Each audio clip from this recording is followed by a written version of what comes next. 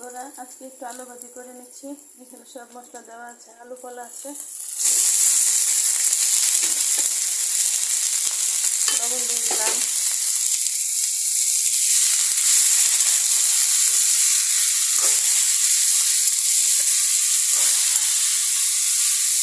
সবাই আমাদের tasty follow আমাদের চ্যানেলটি সাবস্ক্রাইব করে পাশে থাকবেন।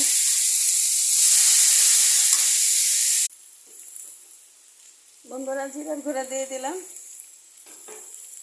আলু ভাজাটা হয়ে গেছে। সবাই আমাদের চ্যানেলটি সাবস্ক্রাইব করবেন। পুরাতন যারা আছেন তাদেরকে ধন্যবাদ, এভাবে আমাদের পাশে থাকবেন।